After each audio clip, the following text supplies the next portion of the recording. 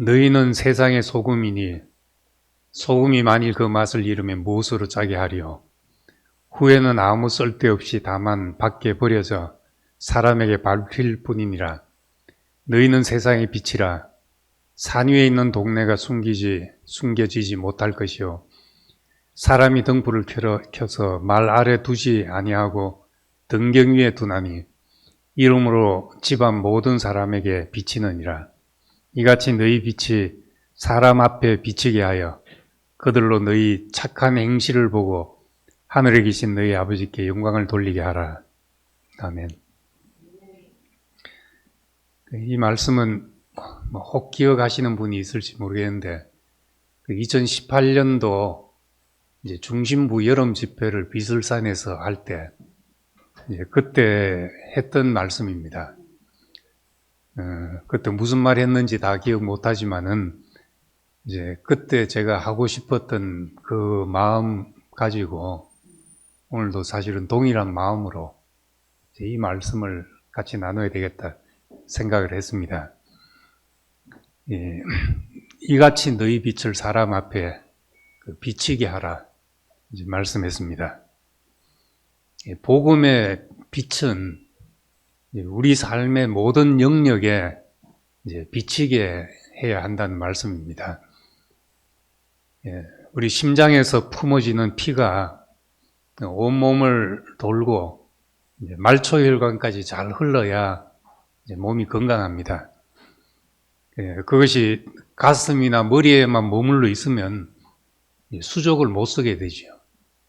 우리의 손발, 이제 발끝까지 내 어떤 생명의 기운이 미쳐서 움직여야지 이제 우리가 의도하고 하고자 하고 하는 것들이 우리의 행위로서 나타나게 됩니다. 마찬가지로 하나님은 빛이시라 그러고 처음 빛을 만드셨는데 이 빛이 그냥 겨우 교회 안을 비추고 있다든지 그냥 내 안방만 비추고 있으면은 여기 말씀처럼 불을 켜서 어떤 대박으로 그냥 덮어 놓은 것과 같다. 말 아래 둔 것과 같다. 그렇게 말합니다. 복음은 이제 복된 소식입니다. 내 인생을 복되게 해석하는 근거가 되는 말씀이 복음입니다.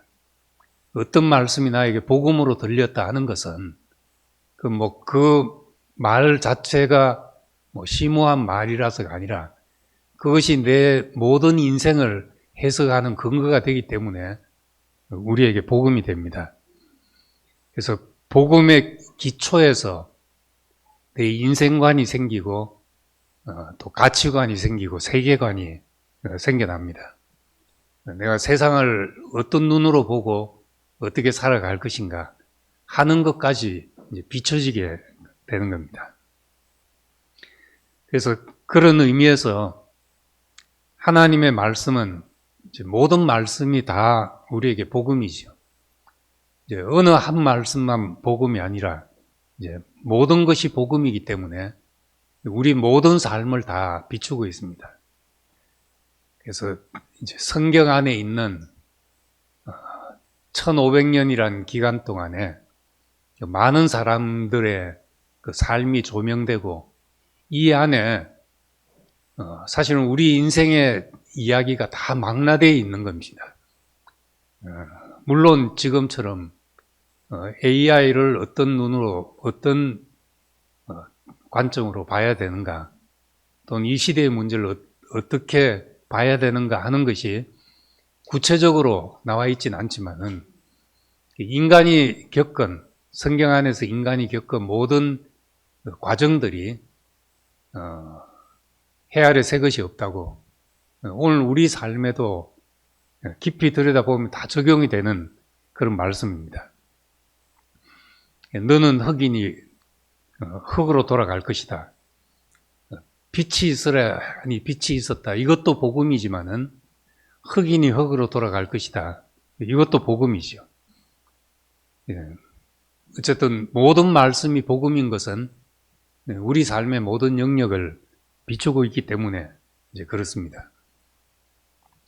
성경에서 이제 각자 성경 읽으면서 자기에게 확 부딪혀 오는 부분이 다 다를 수 있습니다. 저 같은 경우는 이제 성경을 지난주 오신 목사님처럼 하루에 신약 2번 읽고 이렇게 못했지만 그래도 좀 열심히 구석구석 읽는다고 읽었는데 많은 말씀이 있었지만은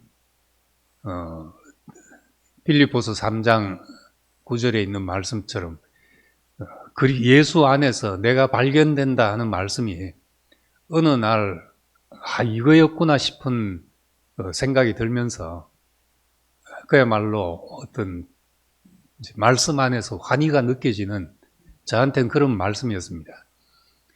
그동안 내가 기독교 전통 속에서 살면서 내가 뭘 몰랐던가, 왜 답답했던가, 왜 난 항상 객관적으로 보면 꽤 열심히 교회를 다니고 그런 사람으로 보이는데도 내 속에서는 항상 부족한 게 왜 생기는가? 내가 이걸 몰랐고 나는 예수 안에서 예수를 믿고 그분에게서 무엇을 받고 하는 것은 알았지만은 예수 안에서 나를 발견한다는 것이 이것이 나한테 가려져 있었구나 하는 걸 알고 이걸 알고 나서 보니까 하나님이 나를 부르신 이유 또 나를 지으신 이유 모든 이유가 이 속에서 다 해석이 되었습니다. 또 한 번은 이제 마지막에 창세기의 마지막 야곱이 바로를 축복하고 12 아들들을 축복하는 이 말씀이 하나님이 이 세상을 복주고자 하시는 그 축복이 야곱을 통해서 흘러내리는 것처럼 이제 그렇게 들렸습니다. 그때 문득 요한계시록에 있는 새 예루살렘 성이 벽옥 같고 수정같이 맑더라 하는 말씀이 이제 야곱으로 보여져서 야곱이라는 사람이 하나님이 이스라엘 12지파를 축복하려고 하는 그 축복을 이 사람을 통해서 흘러내리는 것처럼 이렇게 보여지니까 계시록에 나오는 새 예루살렘 성이 벽옥 같고 수정같이 맑아서 하나님의 빛이 하나님의 영광이 그대로 비춰지는 세상을 향해서 비춰지는 그 모습으로 이제 보여졌습니다. 이 사람이 바로 벽옥 같고 수정 같은 사람이구나. 하나님이 우리를 세상에서 이런 사람이 되게 하기 위해서 불렀구나. 아브라함을 불러서 너로 복이 되게 하겠다. 너로 복의 근원이 되게 하겠다. 천하 만민이 너를 인해서 복을 받을 것이다. 이 말씀이 무슨 말씀인지 그것이 실현된 사람이 야곱이고 그것이 하나님이 부르신 모든 사람을 통해서 실현된 것이 그 새 예루살렘 성의 벽옥과 수정으로 묘사했구나. 그래서 하나님이 이 세상을 향해서 흐르게 하고자 하시는 그 축복이 우리를 통해서 흘러내릴 때 그게 우리가 벽옥 같은 사람이구나.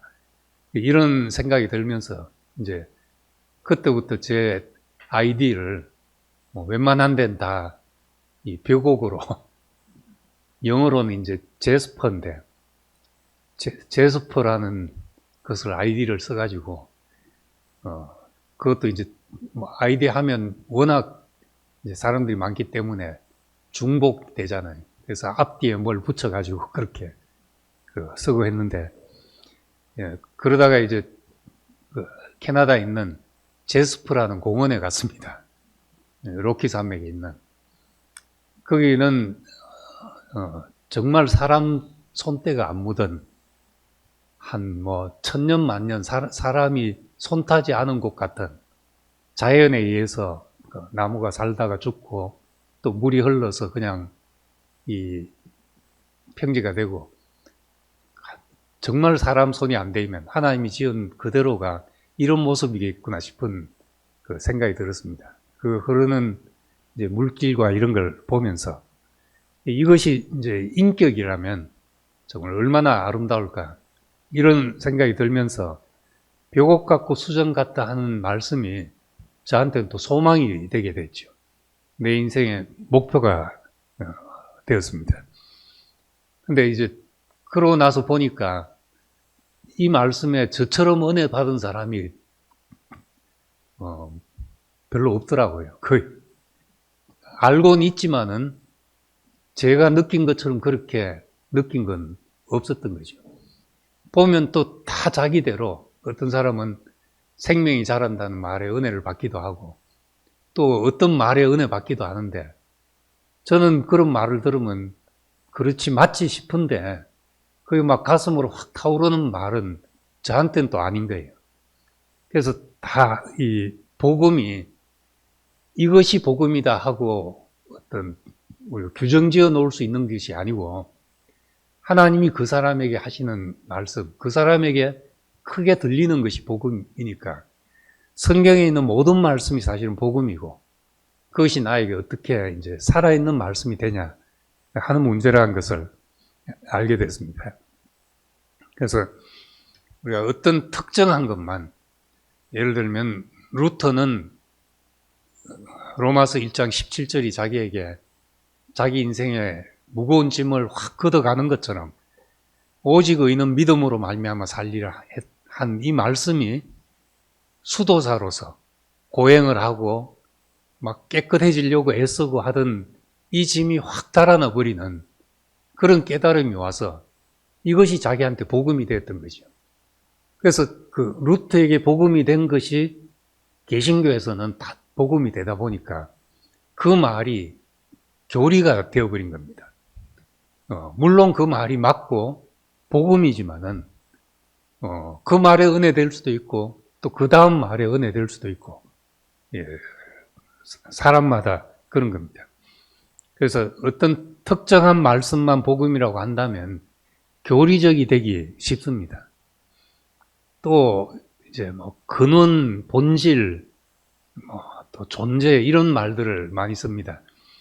다 좋은 말이고 문제를 더 깊은 차원에서 강 하류에 있는 문제를 강 상류로 올라가서 생각을 하는 것이니까 더 위의 차원에서 봐야 해결될 수 있는 문제들이 많습니다. 그런데 계속 이런 이야기만 하다 보면은 얘기들이 관념적인 이야기가 되어버립니다. 본질이고 근원이고 다 맞는 말이지만은 하나님의 궁극적인 목적은 그 본질 속에 있던 것, 하늘의 뜻이 땅에서 이루어지는 것이 하나님의 뜻이었습니다. 이것을 위해서 예수님이 오신 것이죠. 땅을 차지하기 위해서 오신 겁니다. 그래서 말씀이 우리 현실을 비추지 못하면은 때로는 이 세상의 상식 수준만도 못 미치는 그런 집단이 되고 마는 겁니다. 여기 16절에 너희 착한 행실을 보고 이제 착한 행실이라고 했는데 이 착한 행실로 나타나지는 것이 우리 빛을 사람에게 비추는 것이라고 말합니다. 하나님의 형상으로 사람을 지었다. 하나님의 형상으로 지어진 사람에게 우리 삶이 없다면은 하나님이 나타나실 수가 없는 거죠. 그래서 우리가 늘 말해온 대로 하나님이 만약 형상이 없으시다면은 나타날 수 없다면 있다고 하나 없다고 하나 아무 우리에게 차이가 없을 겁니다. 하나님이 계셔도 존재하는 것만 갖고는 안 되고 나타나야 우리가 알 수 있잖아요. 나타나서 무언가를 하셔야지 우리가 그 하나님이 계시다는 것과 안 계시다는 것의 차이를 알 수가 있습니다. 그런데 아무것도 나타나는 것이 없다. 그럼 존재한다고 하나 안 한다고 하나 다를 바가 없죠. 그래서 표현될 수 없다면은 있다고 하나 없다고 하나 다를 것이 없습니다. 우리가 전도를 할 때도 특히 우리 자녀들에게 예수를 이야기하려고 해도 요즘은 뭐 어떤 말도 먹히기가 힘들거든요. 말로서는 애들한테 말을 해서 먹히기 힘듭니다. 삶으로 말하는 수밖에 없습니다. 유튜브 보다 보니까 웃기는 짤이 있던데, 어린 아이에게, 넌 잔소리하고 충고의 차이가 뭐냐 했더니만, 그렇게 물었더니만, 뭔지 아시는 분 있습니까? 잔소리를 들으면 짜증이 나요. 이래. 근데 충고는 뭐냐 하니까, 충고를 들으면 화가 나요. 이러던가.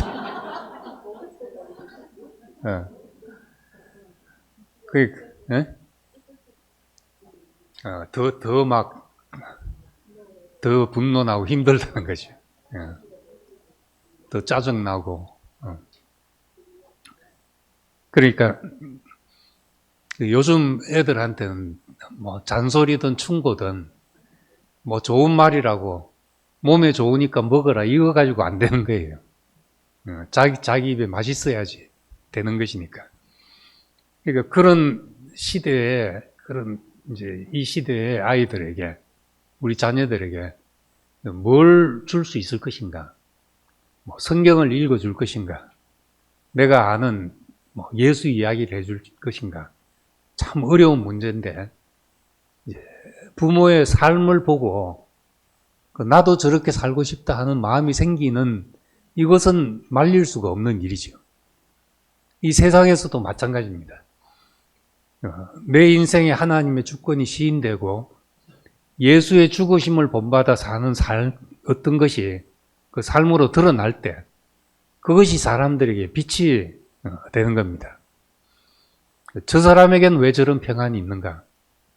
저 사람에겐 왜 저런 향기가 나는가? 이제 이럴 때 접촉점이 생기는 거죠.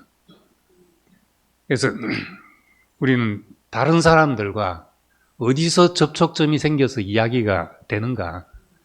그건 사는 자리에서 생기는 겁니다. 내가 믿는 어떤 믿음과 관념 속에서 접촉이 생긴 게 아니고, 우리가 일생 살아가는 이야기에서 서로 관계 가질 일들이 거기서 생겨나게 됩니다. 제가 처음 학교 선생할 때 만난 그 정여공 선생님이란 분, 이분이 제 팔자를 좀 바꿔놨는데, 한 1년간 막 성경 가지고 막 이야기를 하는 거예요. 자기는 이전에 교회 다닐 때는 이렇게 알았는데, 지금 이제, 어떤 목사님 말씀을 듣고 나니까 자기는 이렇게 알았다고, 비포 애프터 하면서 계속 그러길래, 저는 뭐 계속 선생님은 옛날에 잘못 알아서 그렇지, 나는 지금 이렇게 알고 있다고 나는 하면서 이제 거부하면서, 생각해보면 정말 씨알도 안 먹혔죠, 저한테. 저는 이제 성경을 안다고 생각해서 내가 저 사람한테 가르쳐 줄 것이 있다고 생각을 했지, 저 사람한테 뭐 들을 거 있다고 생각을 안 했거든요. 1년 동안 뭐 만나기만 하면 열심히 이야기를 하려고 하는데 나한테 한마디도 들어온 게 없었죠. 근데 한 1년 같이 지내다 보니까 이제 문득 어떤 마음이 들었는가 하면은, 저 사람이 진짜 하나님 앞에서는 저 사람이 진짜 큰 사람이 아닌가, 이런 마음이 드는 거예요. 그 학교 안에서 선생님들하고도 잘 지내고, 또 뭘 해도 뭐 튀지 않고 어디든지 잘 어울리고, 또 그러면서 이제 뭐 내가 뭐라 하면 선생님 뭐 잘못 알고 있네 하고 뭐라 하면 그런가 하고 숙이기도 하고, 그랬죠. 그분이 한 말 가운데 자기는 그때 학교 교장 선생님이 교장으로 있다가 파면이 돼가지고 이제 한 달 만에 돌아가셨는데, 화병으로 돌아가셨는데, 자기는 교장으로 있다가 그냥 내려놓으면 내가 원래 교장이 아니었기 때문에 아무것도 이런 것이 없지 않냐.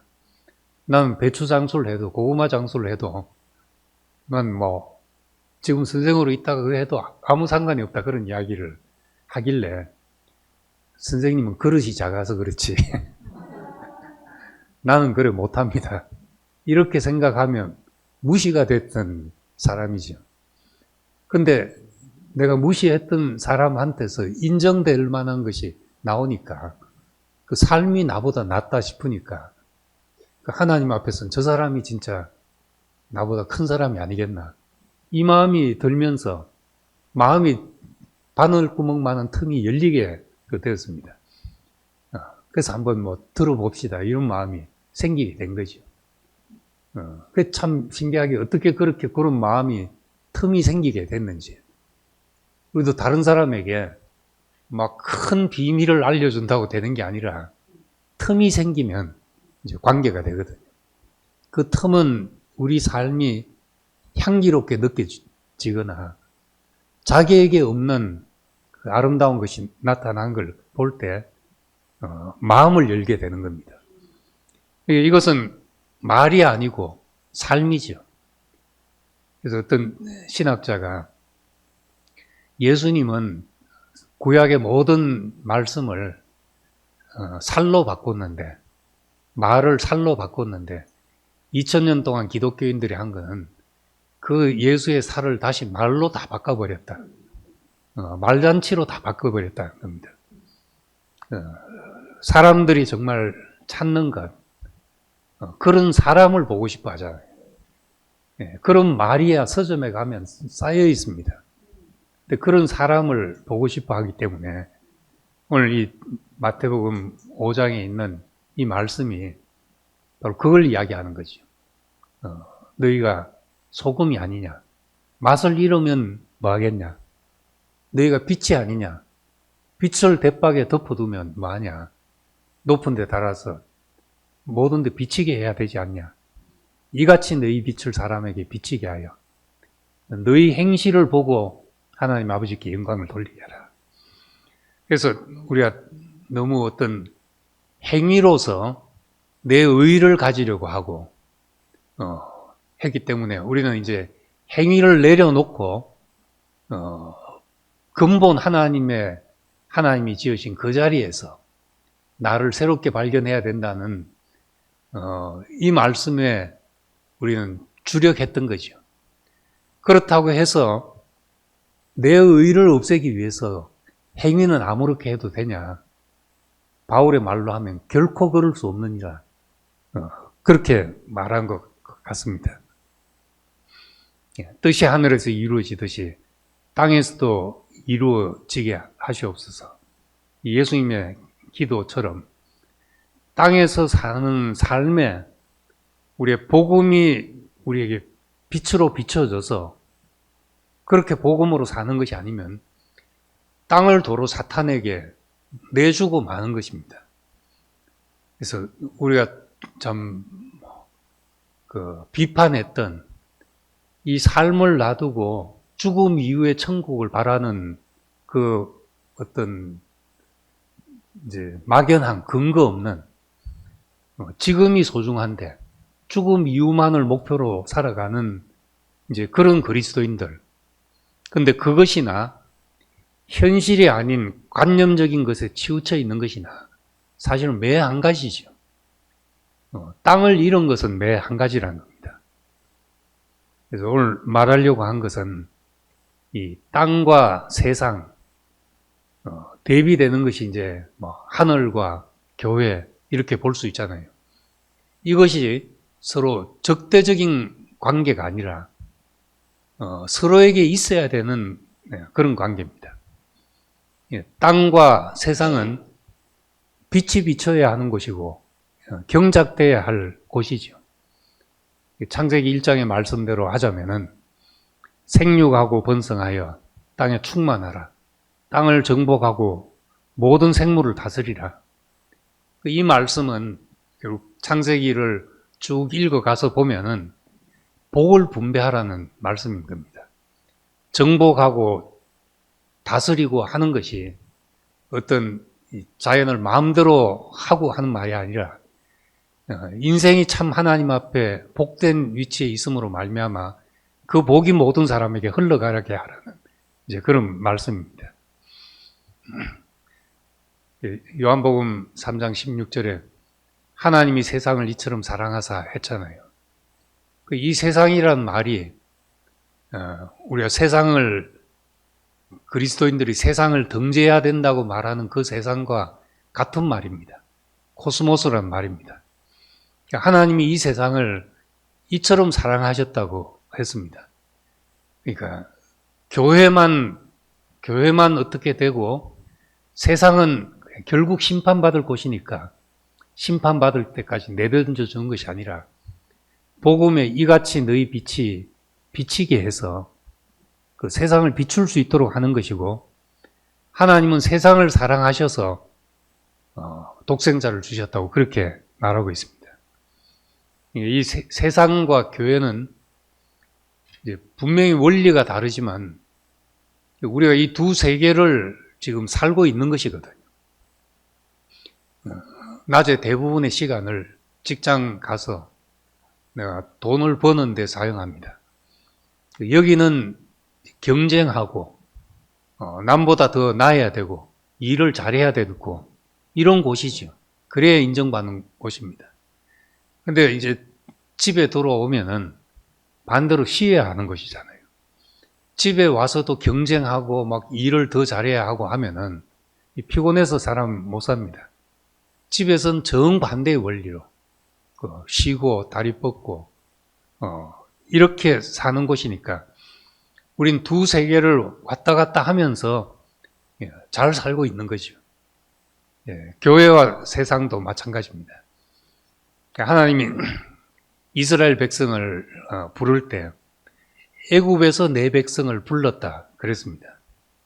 이 말은 애굽에서 내 백성을 양육했다는 말과 같습니다. 그래서 비유로 독수리가 너희를 어떻게 양육했는지, 독수리가 이제 날개를 너풀거려서 새끼를 둥지에서 나오게 해서 떨어뜨렸다가 다시 받아서 올리고, 이런 과정을 통해서 하나님이 자기 백성을 양육했다는 비유를 이제 신명기에 말씀하고 있습니다. 애굽에서 내 백성을 불렀다. 애굽에서 내 백성을 양육했단 말이죠. 400년 동안 이스라엘은 수가 늘어나서 몸집이 커졌습니다. 그래서 가나안 땅을 차지하게 할 때도 그 신명기에 보면 그렇게 말합니다. 내가 이 땅을 너희가 한꺼번에 차지하게 하지 않을 것이다. 너희 수가 아직 적기 때문에 한꺼번에 차지하면은 정복을 했다 하더라도 사람이 없는 곳에 짐승들이 또 들끓게 된다. 그래서 차츰차츰 차지하게 할 것이라는 말씀을 합니다. 400년간 이스라엘을 그렇게 이제 큰 백성, 많은 백성이 되도록 기르셨던 거죠. 그리고 모세는 왕궁에 들어가서 40년을 양육되었습니다. 그래서 이스라엘 백성을 다스리는 모든 원리와 식양들이 애굽에서 보고 배운 것이죠. 그래서 성막을 지을 때 하나님의 집을 짓는데 동원된 기술자들은 다 바로왕 국고성을 쌓을 때 그때 기술자들이었습니다.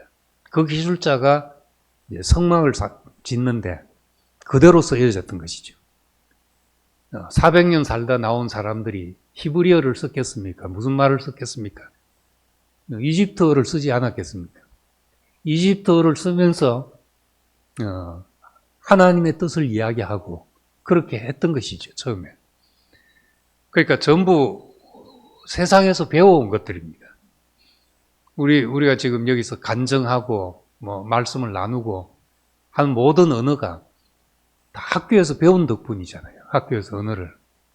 그러니까 우리는 세상과 교회를 그렇게 이분법적으로 나눠 가지고 세상을 등지고 교회만 어떻게 돼야 된다 이렇게 살 수 없다는 겁니다.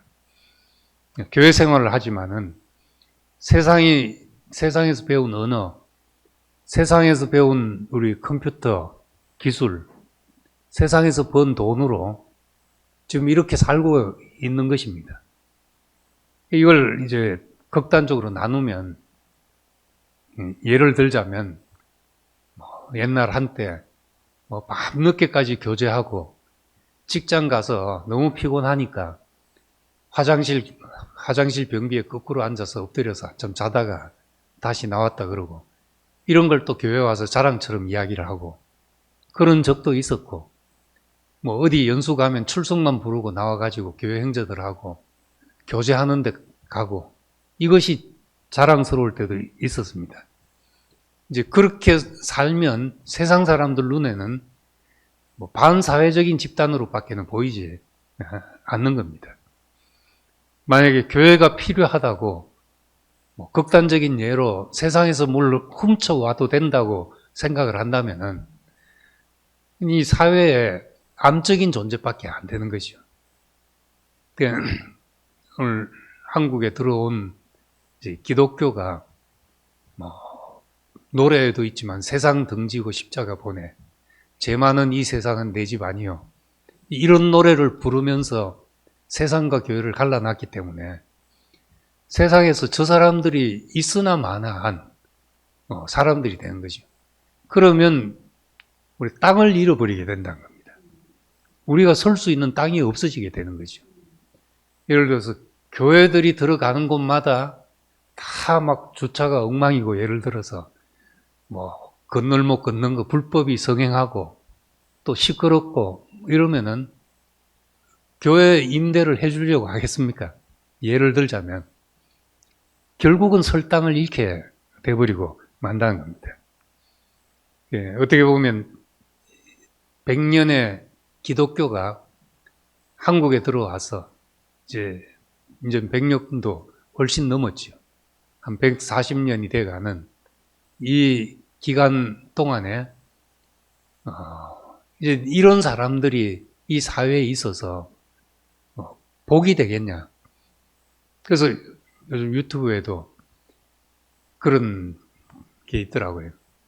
이제 교회가 세상을 걱정하는 시대가 아니고 사회가 교회를 걱정하는 시대가 됐다.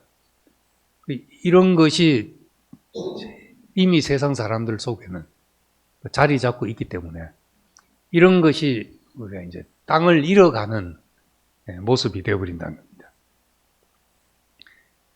미국에서 안식교 교인들을 만났는데, 이 안식교 교인들도 처음에 뭐 이단 시비가 붙고 이제 배척받고, 주류들과 다르니까 자기들만 토요일 날 쉬어야 되고 이러니까 이제 그런 어려움들이 많았습니다. 근데 이 사람들이 뭐 교리적으로는 어떤지 몰라도 삶에서는 뭐라 할 수가 없는 거예요. 이 사람들은 정직하지요, 성실하지요. 그러니까 회계를 쓸 때는, 경리나 이런 사람들을 뽑을 때는 안식교 여호와 증인이 한 4촌쯤 되니까 그런 사람들을 쓰는 거예요. 이 사람들은 절대 나가서 뭐 돈을 속인다든지 이런 일을 안 하니까. 거기다가 이 사람들이 만들어내는 제품들은 다 믿을만 하죠. 또 이 사람들이 세우는 학교들은 다 수준급으로 가르치죠. 이러니까 이 브랜드가 보장이 되는 거예요. 지금은 이 미국 사회에서도 뭐 이단이니 이런 이야기를 안 하고 그냥 성경을 문자 그대로 믿는 근본주의의 한 종파로 이렇게 생각을 하는 겁니다. 이렇게 사는데 누가 뭐라고 하겠냐는 거지. 저도 이제 아틀란타에서도 우리 모일 때 안식교 모임하고 조인을 해가지고 같이 모였습니다. 그래서 이제 제가 말씀을 하고 그 사람들이 이제 와서 이제 같이 듣고 그렇게 교제를 하는데, 별로 뭐 이렇게 막히는 게 없는 거예요. 말씀 듣고 그 부분을 자기들은 그렇게 해석하는 건 처음 봤다, 몰랐다.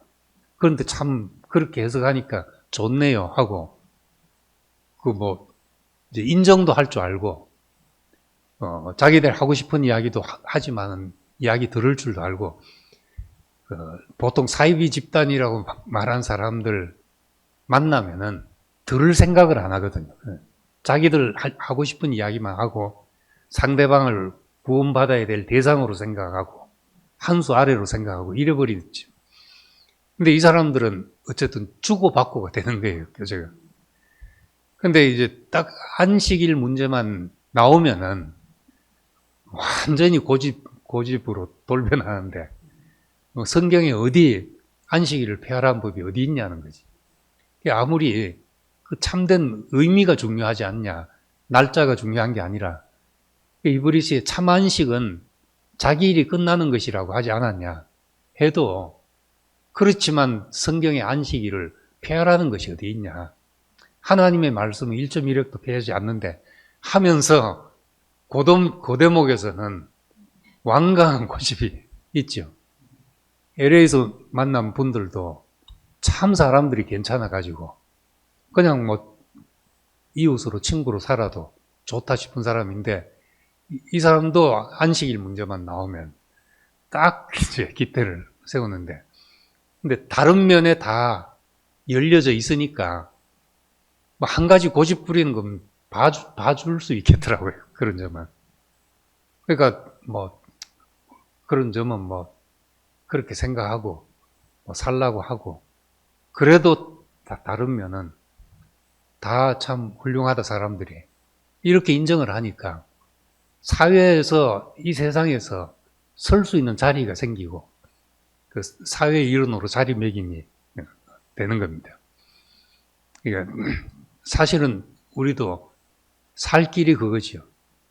이같이 너희 빛이 사람에게 비춰서 이 착한 행실을 하면은 행위를 강조한 것이지만은 예수님 직접 하신 말씀이잖아요. 우리에게서 나타나진 걸 보고 사람들에게 빛이 비치게 하라. 이제 그 말씀을 하고 있는 겁니다.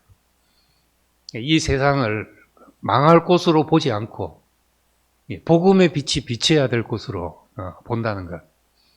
그래서 이 시대의 모든 문제에 우리가 하나님 말씀으로 답을 줄 수가 있어야 되죠. 어떤 문제 앞에서라도. 그래서 내가 정말 하나님이 있는 인생으로 하나님의 주권 아래서 내가 피조물로 인정이 되고 예수 그리스도가 간 그것이 내 인생으로 가장 복된 길이라고 생각한다면은 그게 내 인생관이 되고 세계관이 되잖아요. 그럼 세상 앞에 어떤 문제 앞에서라도 이 정신을 가지고 내가 어떻게 살 것인지 답을 줄 수 있어야 된다는 겁니다. AI 시대에 과연 사람은 무엇으로 살아야 되는가? 이런 문제에 우리한테 답이 있어야지 지금 이 시대 사람들을 만날 수 있는 것이 됩니다. 세계 도처에 전쟁이 일어나는데 강 건너 불로 볼 문제인가? 아니면 이 문제에 대해서 왜 이렇고 우린 이 시대에 무엇을 할 수 있는가? 이런 것을 우리가 생각하고 내가 생각하는 것이 꼭 정답이 아니더라도 이런 얘기들을 나눌 수 있어야지 세상에 빛을 비추는 오늘 말씀대로 그런 그리스도인들이 되는 거죠. 특히 이제 한국에 장로교가 들어와서 장로교가 한국 교회의 특성이 되었잖아요. 우리나라의 간판들 대한예수교 장로회 이렇게 붙여 놓으면은 저건 기독교인갑다 이렇게 생각할 정도로, 그리고 다른 이름 붙이면 저건 뭔가 싶고 이럴 정도가 되어버렸습니다. 근데 전 세계적으로는 장로교는 소수 종파죠. 영국에서 시작이 돼서 미국에 건너가서 미국에서도 소수 종파인데 한국에 와서 빛을 본 특이한 종파입니다. 그러다 보니까 원래 이제 침례교는 제도가 이제 침례 제도니까 그건 집사만 있고 장로가 없습니다. 감리교도 감독 제도고 권사고 그렇지, 감리교도 장로가 없었는데 한국에 오니까 다 장로교가 판을 치고 하니까 감리교도 한국에 와서 장로 제도가 생겼습니다. 외국에 없는 그런 제도가. 그러니까 이게 한국은 장로교판이 됐죠. 근데 이 장로교도 이제 둘로 나눠졌는데 예수교 장로회와 기독교 장로회로 나눠졌습니다. 이제 예수교는 이제 예수를 붙인 것이고, 기독은 그리스도니까 예수와 그리스도로 나눠진 것이죠. 한국에서 이름 붙이는 거는 대체로 이제 예수교가 보수고, 기독교가 좀 진보고, 이런 색깔로 이름이 붙여졌습니다. 근데 예수교 장로회 하는 홈피를 들어가면은 거의 예외 없이 있는 게 이단 사이비 대책 문제 연구소 이런 게 있는 거예요. 그거는 보수적일수록 자기를 지키려고 하니까, 자기 울타리를 쌓고 다른 것을 갈라내고 하니까 이단 사이비를 갈라내야 돼서 거의 그런 것이 있습니다. 근데 이제 기독교 붙인 데 가보면은 대표적으로 기독교 장로회를 들어가 보면은 이단 대책위원회라는 것이 없습니다. 그것이 특징입니다. 그 대신에 이제 뭐 생태계 문제, 뭐 평화 문제, 여성 문제, 어떤 이 전 세계 전쟁 문제, 또 이 환경 문제, 이런 모든 인간이 당면한 문제들을 자기들이 관심사로 두고 하고 있는 거죠. 근데 이제 이렇게 사는 동네는 교인들이 피곤해서 잘 안 갑니다. 그냥 기도만 하고 주여 주여 하고 하는 예수교를 좋아하지. 이렇게 전 세계의 문제를 짊어지고 살아가려고 하는 사람 교회를 잘 안 가니까 커지질 않죠. 그래서 기장은 갈라지진 않는데 커지질 않고, 예장은 사람들은 많이 모이는데 계속 갈라지는 거예요. 이런 현상이 있는데, 이걸 보면서 저는 마태복음 7장에 있는 정말 멸망으로 인도하는 문은 넓고 그리로 들어가는 자가 많고, 생명으로 인도하는 문은 좁고 길이 협착하여 찾는 이가 적다, 이렇게 말씀했으니까 우리도 갈 길이 찾는 이가 많으냐 사람이 많냐가 아니라 생명으로 인도하는 문인가가 우리의 관심이 돼야 하는 겁니다. 시작할 때 말했지만 창세기 1장, 창세기 12장에 너는 복의 근원이 될 것이다, 아브라함을 불러서. 그리고 땅의 모든 족속이 너를 인해서 복을 받을 것이다, 이렇게 말씀하고 아브라함을 부르셨고, 그 부르심 안에 지금 오늘 우리에게까지 그 부르심이 온 것이니까, 우리와 관계된 모든 것에 우리 인생이 누리는 복이 흘러가야 되지 않나 하는 겁니다. 빛이 비춰져야 되고, 또 우리가 사는 방식이 내 주위 사람들에게 복이 돼야 되고, 그래야지 그것이 이제 너희 착한 행실로 말미암아 하나님께 영광을 돌리게 하라 하는 말씀에 이제 성취가 되는 거죠. 그래서 구체적으로는 우리는 돈 쓰는 문제와 시간 쓰는 문제가 이제 건강해야 되잖아요.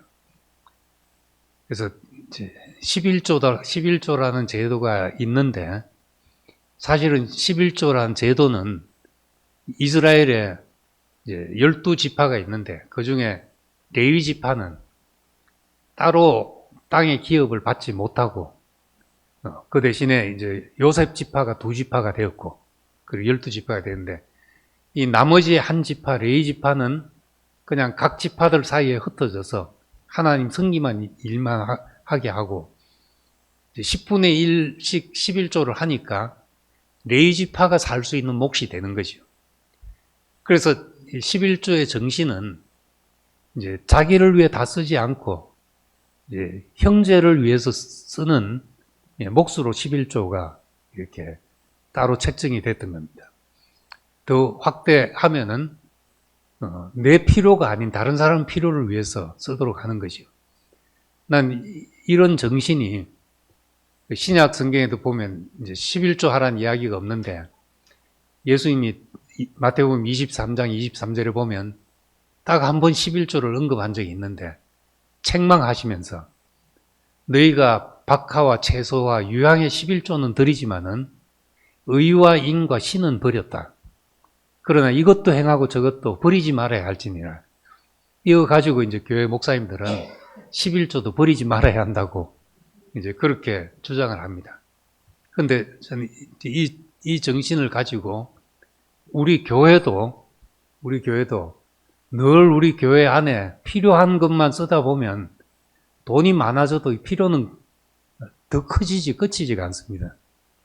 시작부터 이제 우리는 그렇게 정해놨는데 우리의 필요를 쓰고 남은 것에 이제 절반을 교회 밖으로 쓴다고 했는데 이제 1년 지나고 보니까 그 말이 너무 막연한 거예요.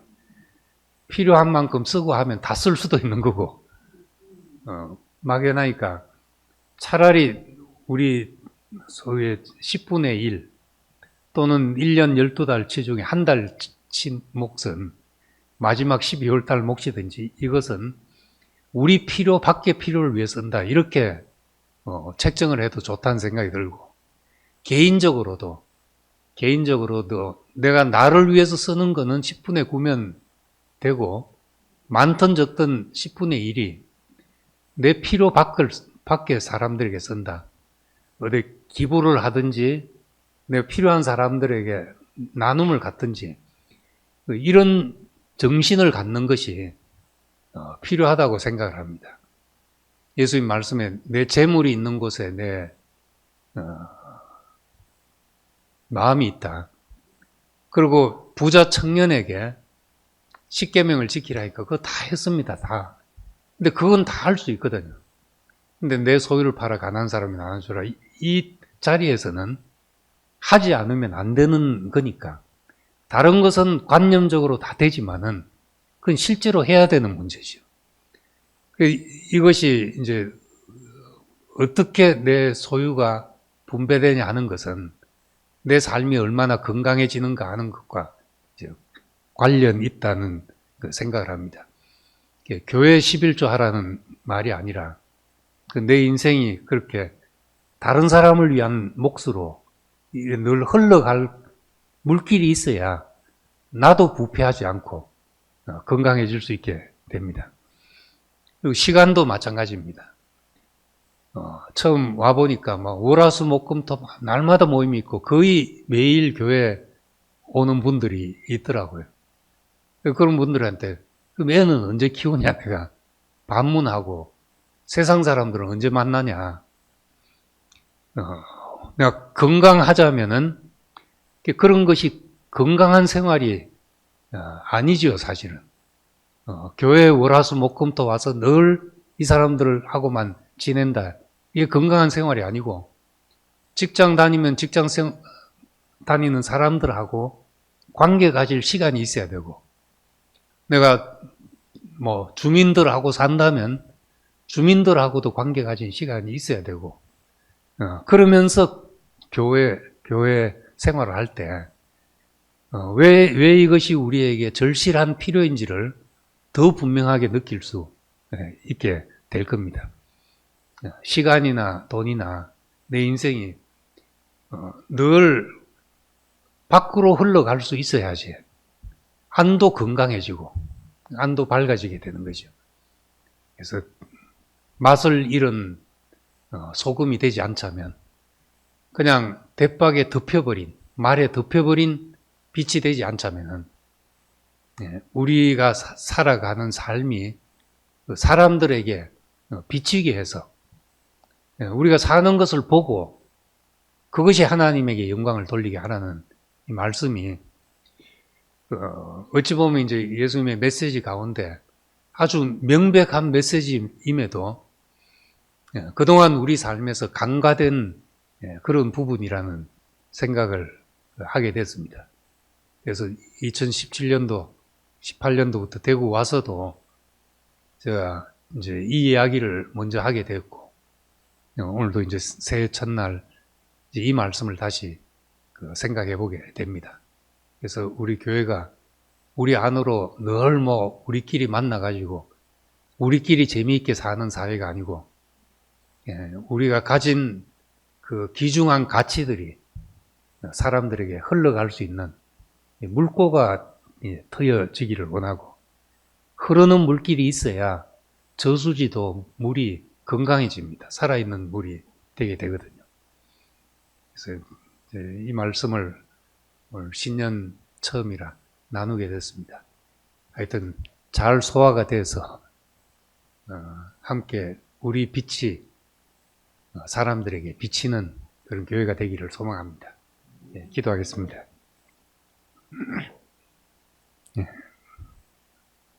은혜로우신 아버지 하나님, 우리를 부르신 것이 아브라함을 부르실 때 복의 근원이 되게 하시고 축복의 통로가 되어서 천하 만민이 복을 얻게 하려 하신 것처럼, 우리를 통해서 하나님의 빛이 세상에 비치고 우리가 누리는 축복이 모든 사람에게 흘러내리는 통로가 되기를 원하신다는 것을 다시금 생각하게 됩니다. 함께 가는 교회, 지난 한 해를 동행하셔서 우리가 은혜로운 시간을 가질 수 있게 돼서 주께 감사드립니다.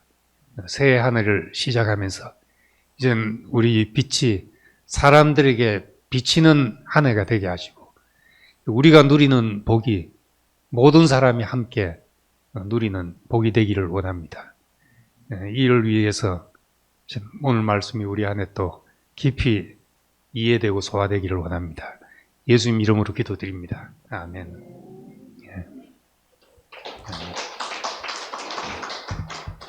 145번